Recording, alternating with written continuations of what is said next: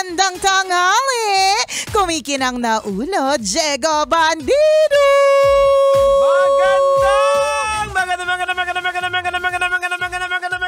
Magandang tanghali! Kumikinang ina! Nicoliala!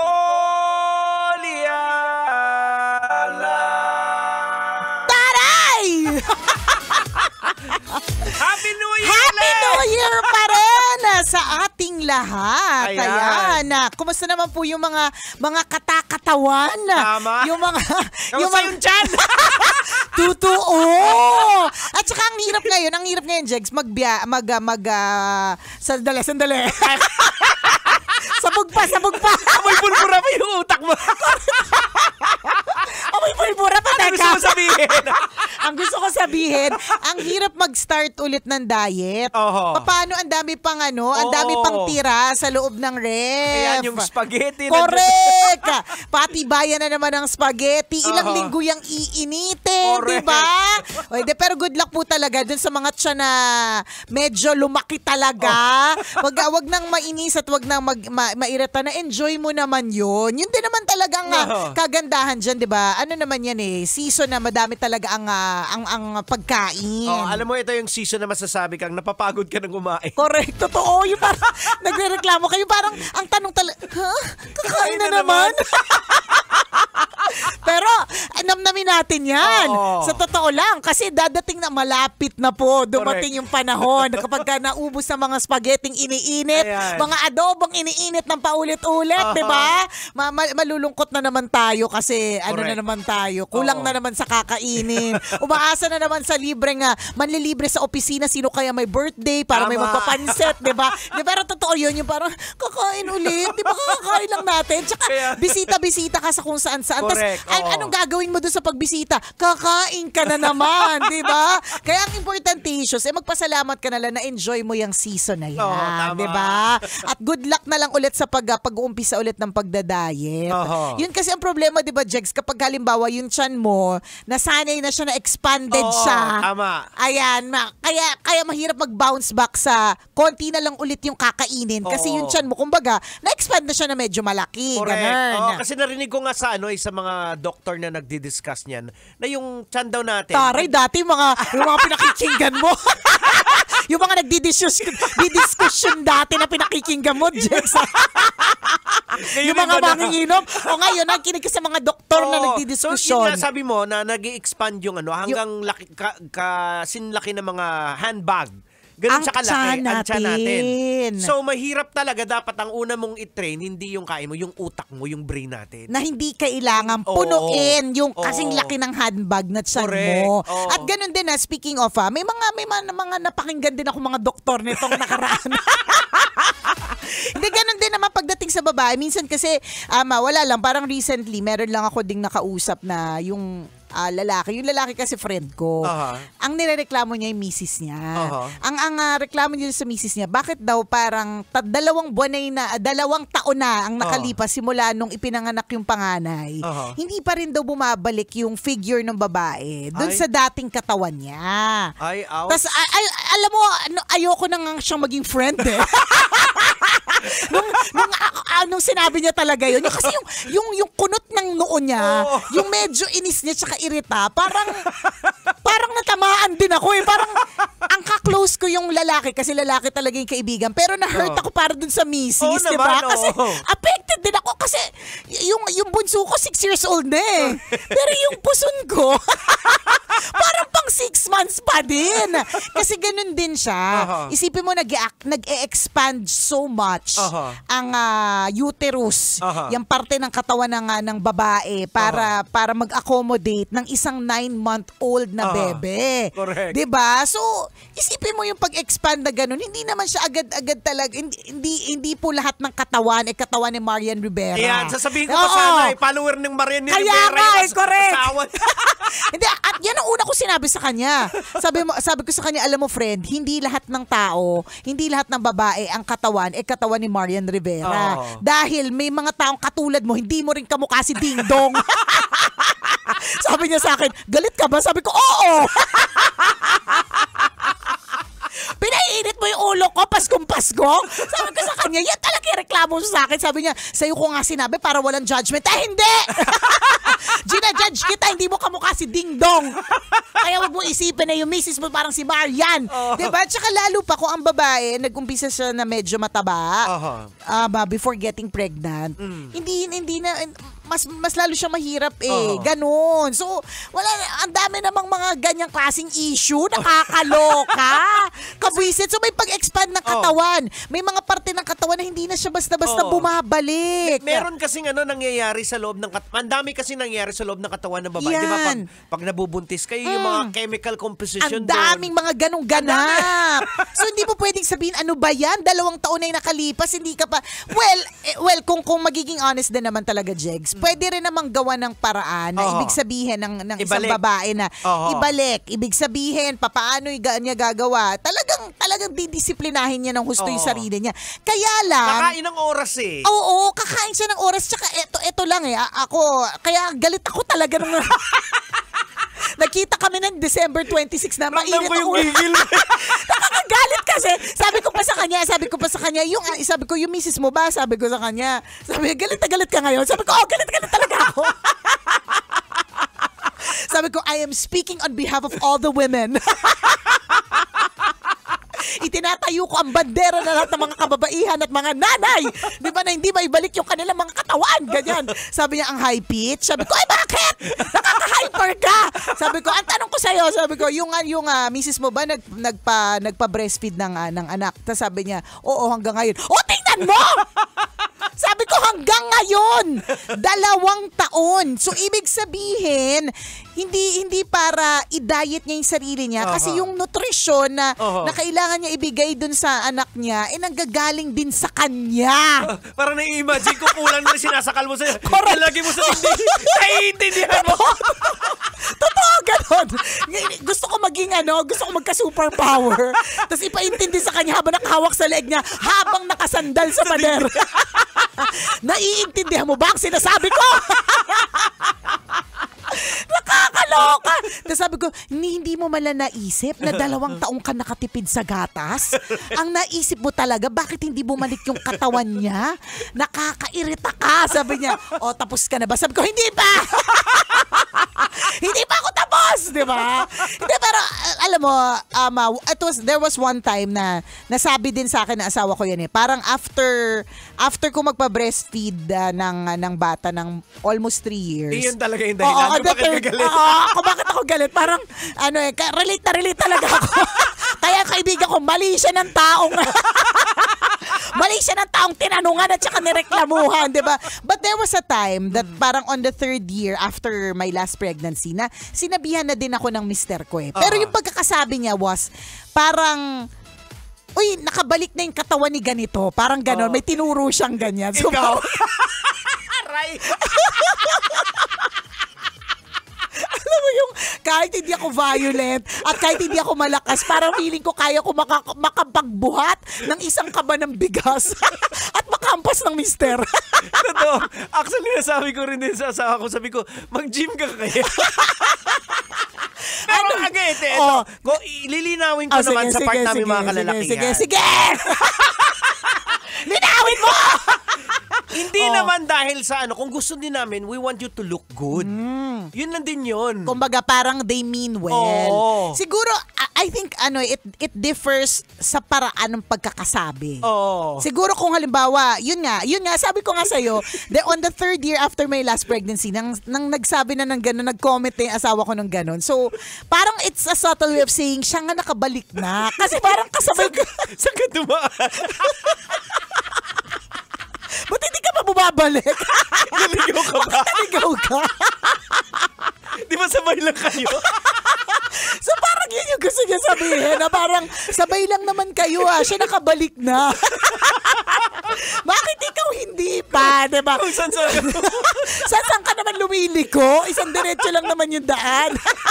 Balik na, hindi na kami galit. Diba? Hindi, parang ang sinasabi niya lang is, kumbaga parang in a way, he was saying na posible siyang mangyari. Parang ganon. Parang, kumbaga, ang sinasabi niya sa utak niya, parang 3 taon na rin naman yung naibigay ko sa utak na siguro. Tapos ako talaga, wag talaga ako maganti-gantihan ng mga ganyan kapag ka sila mismo ay meron ding kapintasan. Kita mo, iba talaga yung utak ng mga lalaki sa kababayan. Sa amin mga iniisip, bakit yung sa friend mo, bakit yung asawa ko hindi pa rin bumabalik? Ang katawan. Iba pa rin. Yung kasabayan mo nakabalik na. Ako naman, bakit hindi ka mag-gym? Diba? Pero sabi nyo nga, ang intention nyo lang naman is, of course, you want to feel them to feel good about themselves. Saka gusto din namin makita na yung mga asawa namin, confident din sa sarili nila. Parang ganun, diba? Pero hindi nyo alam. Akala mo kumalma na. Hindi pa walang kalmahan na magaganap ngayong araw na ito. Diba? Pero ang hindi din alam ng iba, hindi rin siya talaga madali. As in talagang, ang hirap niya because life happens eh. So for example, yun nga, natapos na yung pagbe-breastfeed era. So dapat no excuses ka na. Pwede nang hindi ka na masyadong kumain, pwedeng hindi ka na masyadong ganyan. Kaya lang yung mga bata lumalaki. So inaalagaan mo sila. Sa pag-aalaga mo, hindi ka naman pwedeng gutom lagi. Di ba yung mga ganun? Yan yung mga bagay na mga hindi nakikita ng karamihan sa mga kalalakihan. Yung parang sabihin natin off-cam. Kasi pupunta kami sa trabaho. Hindi namin nakikita yung dami ng tinatrabaho nyo ng mga naiiwan sa bahay. Diba? Totoo. Ganun. So, wala talagang oras mag-gym.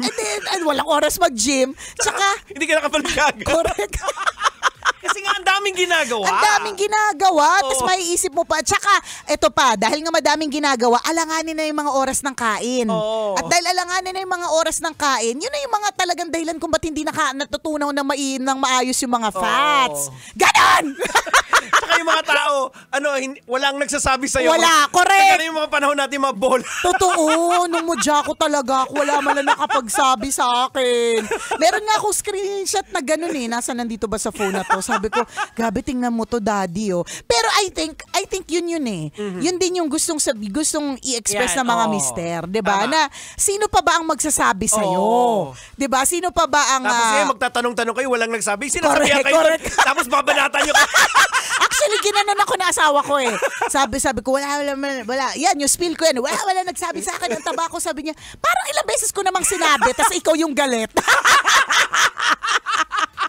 Parang ilang beses ko namang sinabi sa iyo tapos kaya lang ayoko na lang ulitin kasi nagiinit yung ulo mo.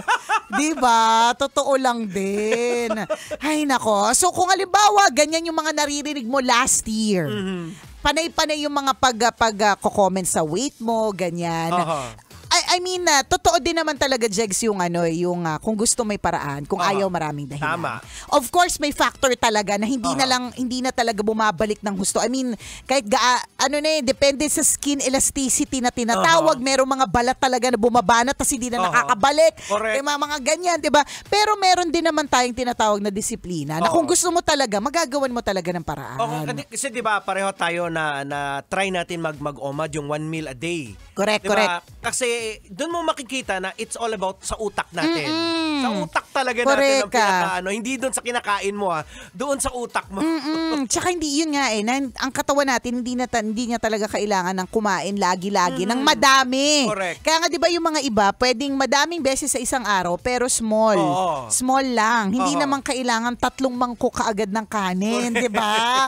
Pwedeng portion lang, ganyan. So, kung gusto may paraan, kung ayaw maraming dahilan. So, good luck po. Basta sa tingin ko kung gusto mo mag-comment ng ganyan tungkol sa mister mo o sa misis mo, dapat yung tama yung intonation, tama yung facial expression. Correct. Kaya siguro ako Gina G dun sa facial expression ng kaibigan ko. Yung kunot kasi ng noo niya, yung parang nakakagalit talaga, yung nakaka-trigger. Bakit? yung tuloy sinabi ko, hindi mo kamukha si Ding Dong. Wag ka nga, 'di ba? Parang katulad din ng mga misis na nagreklamo tungkol sa mga mister nila. Ang mga kunyari kaming mga babae, lalo na yung mga mahilig manood ng mga K-drama. Yan, 'di ba? So ine-expect ninyo na kapag kayo ay as a fan of as a K-drama addict or as a fan of K-drama, ine-expect ninyo na yung mga partners ninyo parang slow motion, ang mga bagay-bagay, hindi rin. Kasi hindi mo rin kamukha yung Koreana. So wag din tayong umarte. Hindi po tayo magkasing balingkinitan nung Koreana doon sa K-drama, 'di ba? Pero alam mo, yun yung sinasabi din natin na nasa isang relationship, yung physical is just the first layer. Tama. Na kapag ka dumating din talaga dapat dumating sa panahon na hindi na lang ito tungkol sa physical attributes. Dapat dadating yung panahon na kahit maburaan lahat ng mga yan, mawala yung kaseksihan, tumaba na ng husto. Madaming ganun ha. 'Di ba? Hindi pa rin nababawasan yung pagmamahal kasi mas lumalim na. Yes. Lumalim man ng fats, 'di ba? Lumaki man ang tiyan, 'di ba? Lumaki pa rin ang pagmamahal sa ibang aspeto naman. Correct. Yung nakilala mo siya sa kanyang karakter, yung mahal mo siya sa pagiging matiisin niya, sa pagiging maasikaso. Hindi na lahat tungkol sa itsura kasi ang itsura po talagang it fades. Ang swerte lang talaga ng mga ng mga may sponsor, may capability na magpabanat, magpaliit, ganyan. Pero sa totoo lang nagfi-fade sila lahat eh. Saka hindi naman yun sila masaya. Diba? Uy, totoo, madaming ganun ha. Kunyari, ganito. Meron ako kakilalang beauty queen. So, syempre, yung katawan niya talaga, for me, talagang kainggit-inggit talaga. Para sa mga babae, lalo lang ng mga nanay na nag-expand na yung mga katakatawan, di ba? Kapag ka nakakita ka ng beauty queen, talagang, grabe naman, sana all kayo makapagbikini ng ganyan. Wala mang huhusga, lahat titingin. At yung titingin, hindi masusuka. Kasi pwede ka namang magbikini. Sa totoo, wala namang magpipigil sa'yo. Kaya lang, merong may mga masusuka pag nakita ka, di ba? Pero kapag ka beauty queen, di ba? Pero yung friend kong yun, hirap siya. Alam mo kung bakit? Yung kain niya talaga, although nasanay naman yung katawan niya eh. Parang may feeling lang ako na, na parang, ang tagal niya hindi nakakain ng burger. Alam mo, parang, burger, hindi ka nakakain. Tapos lahat vegan. So, well, siya naman enjoy naman na niya kasi sanay na yung katawan niya. Pero may ganun pong kaakibat kasi na disiplina yun. 'Di ba? So hindi din po madali ma-maintain yung ganung klaseng katawan. Plus, ayaw niya magbuntis. Ayaw niya mag-anak kasi ayaw niyang lumaki yung tiyan niya at hindi na bumalik. Ako kasi example niya. As her friend, 'di ba? Parang sinabi niya talaga sa akin, baka maging ako ikaw. Sabi ko, taka mo. Papangit ka din. Kala mo ka, tatanda ka din. Hayop ka. Kaibigan ko kasi yun kaya kami. So parang ako yung parang basis niya na pag nagkaanak, dating payat, posibleng maging ganito, which is ako. Ganon. Kaya gano'n. So ayaw niya. Pero yung kanyang fiancé gusto. Kaya parang nalilito sila. So ano na yan? So 'di ba? So may trade-off. Correct. Ika nga. Tama. May kapalit. May kapalit siya. Kung gusto mo ng ganitong klaseng figure na i-maintain mo, may mga bagay ka rin na isa-sacrifice. Correct. You can't have it all. Kaya kung halimbawa, naiinggit tayo kunyari doon. Kunyari, sige, Marian, kanina pa natin sinasabi, talaga naman, pati yung mga anak, tingnan mo, kamukha nilang dalawa. Correct. But we don't know what happens behind closed doors. Imposible na wala silang problema. Ayan. Diba? Ganun lang yun. Imposible wala silang problema. Actually, ng mga artista, yung mga kinakailangan mo kasi i-maintain yung image mo. Correct. Na ganito, hindi ka pwede. Basta ang dami niyan eh. Correct ka. No, minsan nga ito lang din last year, may nagsabi basta may nag-message din sa akin tungkol basta may problema siya ganyan. Tapos sabi niya sa akin, buti ka pa. Sabi ko, ano? Hindi ganun. Sabi ko, huwag ka nagpapaniwala sa mga lahat ng mga post ko. Kung alam mo lang. Kung alam mo lang. Diba? At parang paulit-ulit namin sinasabi yan eh. Kasi hindi man kami celebrity levels, kami mga DJ. Meron kaming certain status, 'di ba, na parang people kind of look up to. So iniisip nila ganito ganyan, pero nasa isip mo lang yan. Correct.